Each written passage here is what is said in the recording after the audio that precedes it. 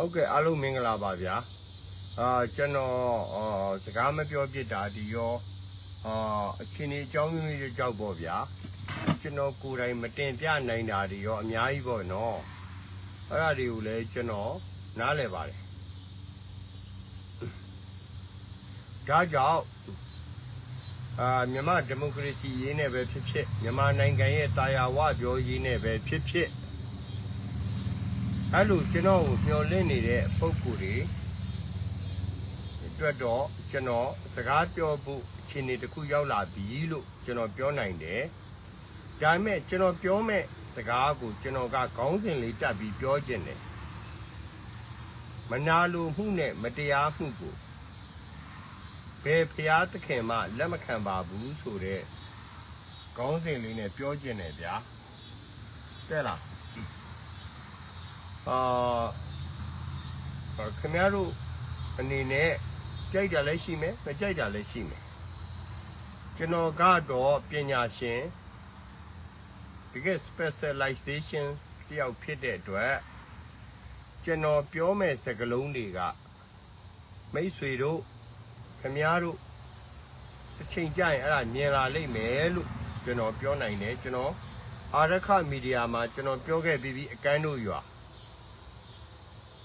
A canoe you are a pint to say, take on a pint to say, he the Araka media, my seed. So, cool. How Bobby, come here, tap your wife, come here, pop your my level, no? Tella. General Biobi Billy, Manalu, Hune, Matia Mugu, Pay Piata Kema, Lemacamba, Bulu, to the continent, General Piom. Tella. General, Nuyadima Chinese site there, a lima needed Peter Kajaro, General technology ne Patalu Bobia. Where technology ne Patalu, General Bama Toma Biodari, Nyai Shide. The change giant, General Nico Monomario, General Bamabi Malet and Twigene, Thai Malet Twigene, Vienna Malet Twigene, Indonesia, Malaysia Malet Twigene, General Ga. To get technology. Engineering design Pinyashin, Tia Unine Legional, Perune Mesa Chenevia. Tella. So, you know, a good basin that lesuro. Da Piopiameno, Monomario Piorano. Wojo Tomia 9, Tito Abi. Wojo Tomia 9, Daya to Abi. A yard Dayao. Bangladesh ma Kuni Yade Suro. Georgia, Bachelor, don't get it. Ma Lia Lauka, Bangladesh to Yaude, Yaubi. So Bangladesh Nanganjai Wunji Tanari Neo. Bangladesh Jamai Wunji Tanari Neo. So we get it. Machine would ever come machine would. That you know, a man Joviara, no? Or General Bujo Tomena, Daya Sato line, Chachin Yare. Patilu Masato Letila, Tinya Chenia, Chem Hobuli. A Pienga the Dene, a Cheladi Suzon Bidoma. Bujo Tomena, Laney and Le. Mea Lulain Diausu, General Pure Budra. General Bangladesh for Dwaged Abia. Tilla. You know, to a chamber. Bojo told me a pata de chella information. Bangladesh, Tanangan Longe, Jamai Wunji Tana Mayo, Nanganjai Wunji Tana Mayo, P. Day Wunji Tana Mayo, Bama Machiba Bude. Okay, no? Okay. Arane, Genoa, Bangladesh. Yanni, don't I love my general India said to Arabia. Lane at Arabia. India go, ya. You don't I be Lane, I chone. Couldn't I quit my general Yaudavia? General Toame destination, Lane. Okay. India Congress Party, Dema, General Muri Shirevia. General Bush and Mugubia. I don't know, အမျိုးတွေအိန္ဒိယလက်ရှိနေတဲ့ပါလီမန်တွတ်တော်တွေကအမျိုးတွေရဲ့အိမ်ထဲမှာကျွန်တော်နေထိုင်ပြီးတော့ကျွန်တော်လာရခြင်းအကြောင်းရင်းကိုကျွန်တော်ရှင်းပြတယ်ဗျာအမျိုးတွေကိုအိန္ဒိယမှာလည်းဒီ information မရှိဘူးတဲ့ဒါကျွန်တော်တက်ပြောပြတာเนาะဆိုတော့ကျွန်တော်အိန္ဒိယကအဲ့ဒီ information ကိုသုံးတရားကြောက်ပြောင်းလဲထားသလားဆိုတော့မရှိဘူးတဲ့အဲ့ဒါနဲ့ကျွန်တော်အိန္ဒိယကကျမ်းမာရေးဝန်ကြီးနဲ့ကျွန်တော်တွေ့ခဲ့ပါတယ်ပြီးတဲ့အခါကျတော့အိန္ဒိယရဲ့လုံခြုံရေးဆိုင်ရာနယ်စပ်ဒေသကွန်မန်ဒါချုပ်နဲ့လည်းကျွန်တော်တွေ့လာမရှိဘူးတဲ့သူတို့မှာအဲ့ဒီ information မရှိပါဘူးတဲ့အဲ့ဒါနဲ့ကျွန်တော်ပြန်လာတယ်ပေါ့ဗျာကျွန်တော်နားခိုတဲ့နေရာလေးကိုပြန်လာပြီးတော့ကျွန်တော်ကအဲ့ဓာတွေကိုလေကျွန်တော် laptop နဲ့ကျွန်တော်အကုန်လုံးကိုရိုက်ပြီးသူတို့ပြောတာတွေအားလုံးကိုမြန်မာပြည်ကတက်နေတဲ့ဘောမဒီအားလုံးတင်ပြနေတဲ့ဥစ္စာကိုကျွန်တော်အသေးချဗျာ AI လဲပါတယ်မအိုင်နာတွေလဲပါတယ်ပေါ့လေ AI ဆိုတာကလည်းဟို AI ကတော့ generally သူကရှင်းပြနိုင်တယ်ဒါပေမဲ့အတိအကျတော့မဟုတ်ဘူးဗျတိကျသွားအောင်လုပ်ပြီးတော့မှကျွန်တော်ဘင်္ဂလားဒေ့ရှ်အစိုးရရောအိန္ဒိယအစိုးရရောကျွန်တော်ပြောတယ်ကျွန်တော်ပို့ပေးတယ်သူတို့မှအဲ့ဒီ information အချက်လက်မရှိပါဘူးတဲ့ဒါကျွန်တော်အမှန်ပြောပြတာနော်အဲ့ဒါနဲ့ငါဗိုလ်ချုပ်ထွန်းမြတ်နိုင်ကိုဆက်သွယ်လိုက်ရင်ကောင်းမလားပေါ့နော်ဆိုတော့ဗိုလ်ချုပ်ထွန်းမြတ်နိုင်ကိုကျွန်တော်ဆက်သွယ်ဖို့အတွက်လက်ရှိဖြစ်နေတဲ့အခြေအနေကအမေရိကန်သဘောထားကဘာလဲပေါ့လေအမေရိကန်သဘောထားကမင်းအစိုးရဖြစ်နေသလားမင်းအစိုးရ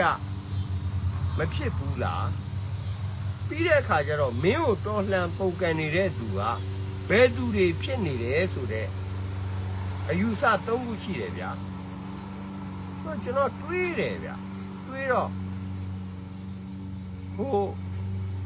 ဗိုလ်ချုပ်ထွန်းမြတ်နိုင်ရဲ့ဥဆောင်မှုအောက်မှာလှုပ်ရှားနေကြတဲ့ဆောင်ရွက်နေကြတဲ့ရဲဘော်ရဲဘက်တီအားလုံးကဘာသာရေးကြောက်တော်လှန်နေတာမဟုတ်ဘူးဗျာဒါကျွန်တော်အမှန်တိုင်းပဲပြောတာဆိုတော့အဲ့ဒါဆိုရင်ခဏအစ္စလမ်တော်လှန်ရေးပေါ့ဗျာဘာသာရေးကဆောင်ရွက်နေတာနဲ့ကွဲပြားနေတဲ့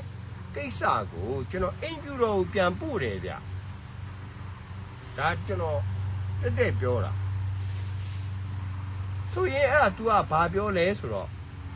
ဗိုလ်ချုပ်ထွန်းမြတ်နိုင်ကိုမင်းအဆက်အသွယ်ရလားတဲ့သူတို့ကမေးတယ်ကျွန်တော်ပုဂ္ဂိုလ်တော့မပြောဘူးဗျာအဲ့ဒါနဲ့ကျွန်တော်ဗိုလ်ချုပ်ထွန်းမြတ်နိုင်ကိုကျွန်တော်ဆက်သွယ်သွားတဲ့အချိန်မှာကျွန်တော်အဆက်အသွယ်ရခဲ့ပါတယ်လို့သူတို့ပြောသလိုမသိသေးပါဘူးထိခိုက်ဒဏ်ရာရရှိထားတာလည်းမရှိပါဘူးလို့ကျွန်တော်အတည်ပြုပေးဖို့အတွက်ကျွန်တော်ဒေါ်လာ4000ကျော်လောက်ကုန်တယ်ဗျာဘင်္ဂလားဒေ့ရှ်အိန္ဒိယအဲ့တစ်ခုထဲမှာကိုကျွန်တော်တိုင်ပတ်တာဗျာဟုတ်ပြီနော်ဒါကြောင့်မနာလိုမှုနဲ့မတရားမှုအကြောင်းကျွန်တော်ပြောပြချင်လို့ပါဆိုလိုချင်တာကမြန်မာစစ်တပ်ကြီးကဗိုလ်ချုပ်ဘူးကြီးမင်းအောင်လှိုင်အခုတမ္ပရဦးမင်းအောင်လှိုင်ကခင်ဗျအဲ့လိုတော့မလုပ်ပါနဲ့ဗျာခင်ဗျစိုက်ဝါးတွေအရန်မထဲ့နဲ့ဗျာခင်ဗျအဲ့ဒီစိုက်ဝါးထဲ့မဲ့လူတွေကိုလည်းခင်ဗျ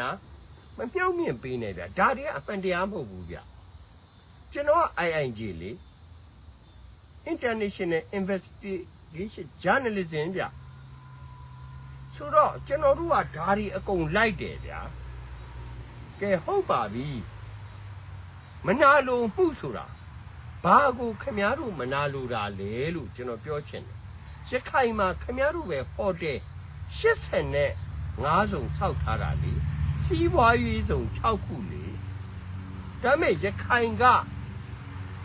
စာတင်ကြောင်းကခေါင်မိုးမီးမလုံဘူးလေဟုတ်တယ်မလားအခုမှမဟုတ်ဘူးနော်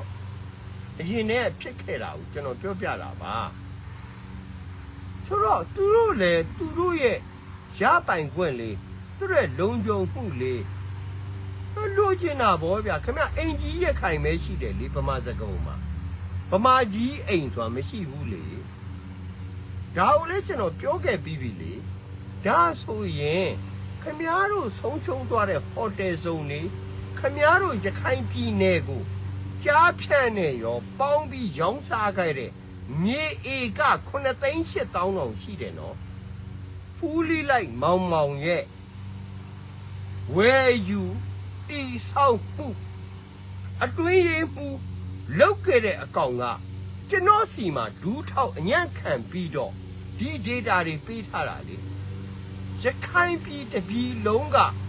အလုတ်လုတ်ရမယ်မြေဧကပေါင်း9,800,000ကိုတရုတ်ဆိုရတဲ့ကိုခင်ဗျားတို့ထည့်ခဲ့တာလေဟုတ်တယ်မလားဒါကျွန်တော်ပြောဘာအဖက်မှလည်းမပါဘူးဗျာဟောဘာမှကိုမပါတာဗျာကျွန်တော်ပြောနေတာကျွန်တော်ထွက်မပြောသေးဘူးဆိုတာကျွန်တော်သိကြအောင်စုံစမ်းနေတာဆိုတော့ဒါဆိုရင်ကဲဟုတ်ပါပြီတမ္မရာကြီးဦးမင်းအောင်လှိုင်လို့ပဲပြောရွေးတုတမ္မရာပဲပြောဘာတမ္မရာပဲပြောကြိုက်တာပြောကျွန်တော်ပြောတာလေဟုတ်ချုံမှုစနစ်တွေရင်ကျေးမှုစနစ်တွေ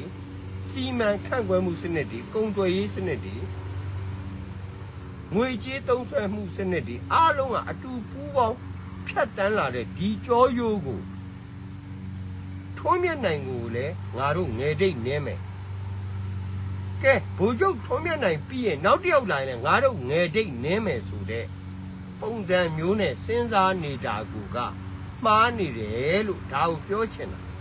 ခင်ဗျားတို့ပြောတဲ့ဘိုလ်ချုပ်ထုံးမြတ်နိုင်နဲ့ပတ်သက်ပြီးတော့ဒဏ်ရာရသွားပြီးမတာပေါ်နေပြီခင်ဗျားတို့ AI နဲ့လုံနေတဲ့အချိန်မှာကျွန်တော်လေရင်စီးပြီးတော့ကျွန်တော်ဘင်္ဂလားဒေ့ရှ်ကိုသွားတယ်ကျွန်တော်အိန္ဒိယကိုသွားတယ်โอเคဘာမှလည်းအချက်လည်းမရှိဘူးဗျာတွေ့လည်းမတွေ့ရဘူးဗျာအိန္ဒိယဆိုရင်ဒီကွန်ကရစ်တော်ထဲမှာကျွန်တော်အမျိုးတွေအများကြီးဗျာကျွန်တော်ကဘိုးရှင်မျိုးကိုဗျာပြီးတော့အိန္ဒိယထည့်ထားတဲ့ထောက်လန်းရေးဘောင်းဆောင်ဘင်္ဂလားဒေ့ရှ်မှာရှိတယ်ဗျာဘင်္ဂလားဒေ့ရှ်ကလည်းထောက်လန်းရေးဘောင်းဆောင်အိန္ဒိယတွေကိုထည့်ထားတယ်ဗျာအဲ့ဒီနှစ်ဖက်ထောက်လန်းရေးဆက်တွယ်တဲ့ချက်လက်တွေမှလည်းမရှိဘူးဗျာဟုတ်ပြီဒါကိုအသစ်ဆန်ဖြစ်ရသလားလို့ခင်ဗျားတို့ပြောရင်အရင်တော့ဦးစီးချုပ်စည်ရေးဦးစီးချုပ်ဒေါက်တာတူကိုဘိုးချုပ်ထွန်းမြတ်နိုင်အောက်ကဒေါက်တာညိုထွန်းအောင်ကိုခင်ဗျားတို့အဲ့လိုပဲလုပ်ခဲ့တာလေဒါပေမဲ့အဲ့ဒါမဟုတ်ဘူးလေမှားနေတယ်လေကျွန်တော်ပြောချင်တာကကျွန်တော်တို့တိုင်းပြည်ကိုဘာဖြစ်လို့ခင်ဗျားတို့သတင်းအမှားအတွေးခေါ်မှာအသိမှန်နဲ့တိဆောက်မှာလေလို့အမင်းရခိုင်အကြောင်းပဲမင်းကထွက်ပြောဆိုအကုန်လုံးအကြောင်းပြောမယ်လေခင်ဗျာဘာပြောမှလဲ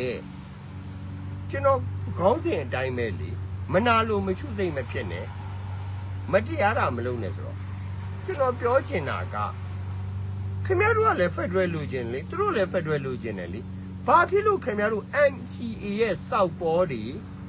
ပါမစ်တွေနဲ့တိုင်းပြည်ကိုခင်ဗျားတို့လုံနေမှာလဲဖက်ဒရယ်လူချင်းတဲ့လူတွေအကုန်ခေါ်လိုက်လေဖက်ဒရယ်ညီလာခံကြီးကိုလှုပ်လိုက်လေဟုတ်တယ်မလားဒါဆိုရင် NUG ကိုဘယ်နေရာထားမှလဲပေါ့နော် NUG ကဖေးတွေဆိုတဲ့အတန်ကိုအခုမှထွက်လာတာခင်ဗျ10ရက်လောက်ပဲရှိသေးတယ်လေအရင်တုန်းကဘာဂိမ်းလိုချင်လို့ကျမတို့ပိုမတောင်းပါနဲ့ဆိုတော့ဇင်းမအောင်ကိုယ်တိုင်ပြောတာလေဟုတ်တယ်မလားအခုသူတို့ကိုယ်တိုင်သူတို့အခြေခံဥပဒေတွေရေးထားပြီးပြီပေါ့ referendum လုပ်လိုက်လေ အခြေခံဥပဒေရေးထားပြီလေဟုတ်တယ်လေ referendum လေ you should do the referendum that you get the right results လေဟုတ်တယ်မလားဟာအခြေခံဥပဒေဘာတို့ကဘလို့ရေးထားပြီးဘလို့သတင်းစာရှင်းလင်းပွဲတွေဆဲလိုက်ရင်တော့ရိုင်းသွားမှကြလို့ referendum လုပ်လိုက်မင်းတို့ရေးထားတဲ့ဥပဒေကိုပြည်တွင်းပြည်ပထောက်ခံဖို့ဘယ်လောက်ရှိလဲဆိုတာကို referendum လုပ်လိုက်ခင်ဗျာစဉ်းစားကြည့်ဗျာဘာလဲခုတနေ့ကအညမှာလူ20PDF ရဲဘော်20ကိုဘလို့တတ်လိုက်တယ်ပေါ့တိုက်ပွဲလီမင်းဥမင်းတတ်သူဥသူတတ်လေသူတာသူတတ်လေမင်းတာမင်းတတ်လေဥပဒေမရှိဘဲနဲ့ဖြစ်နေတဲ့တိုက်ပွဲတွေဥပဒေမရှိဘဲနဲ့တတ်ဖြတ်နေတာလေဥပဒေမရှိဘဲနဲ့ဖမ်းနေကြတယ်သူ့ဘက်ကိုဘက်မင်းအန်ယူဂျီကဥပဒေမရှိဘဲနဲ့ဖမ်းတာလူ900ကျော်တယ်မိန်းကလေးငယ်လေးတောင်ပါ73နှစ်သမီးလေးတောင်ပါတယ်မင်းအောင်လိုင်တို့ဖမ်းထားတာ9နှစ်သမီးတောင်ပါတယ်ဥပဒေမရှိပဲဖမ်းတာ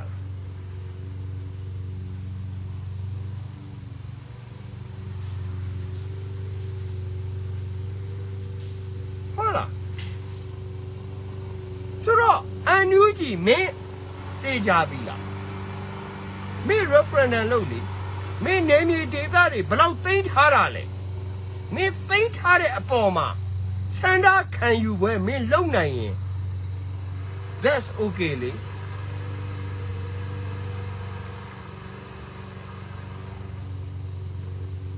မင်းစဉ်းစားကြည့်လိုက်ကွာ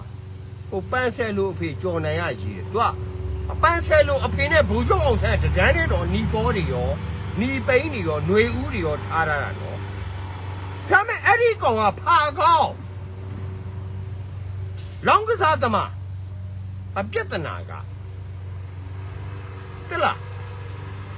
ပန်းဆဲလို့ကဘာမှလည်းမဟုတ်ဘူးကွာသူများစာတွေခိုးချတယ်ကွာဒါပေမဲ့သူတယ်မဟုတ်သေးဘူးသူ့အဖေကိုပါဘိုလ်ချုပ်အောင်ဆန်းနဲ့အတူတူထားတာကွာဒါကြီးကတော့များသွားပါတယ်နီပိန်းတို့ရဲ့နီပေါ်တို့ရဲ့နီပုတ်တို့ရဲ့တဲ့လားစောက်ပေါ်တွေရဲ့ဒါပေမဲ့ပြောချင်တာကဘိုလ်ချုပ်ထွန်းမြတ်နိုင်ကျမ်းမာလျက်ချမ်းသာဝမ်းသာလမ်းဖြာစွာနဲ့ရခိုင်ပြည်သူပြည်သားများအတွက်စီမံခန့်ခွဲနေကြောင်းကိုတော့ကျွန်တော်ကိုရှယ်လီအသေးချဘင်္ဂလားဒေ့ရှ်နဲ့အိန္ဒိယကိုတွားပြီးတော့မှဒီကိစ္စကိုအများပြည်သူသိရှိနိုင်အောင်တင်ပြလိုက်ရခြင်းဖြစ်ပါတယ်ခင်ဗျာ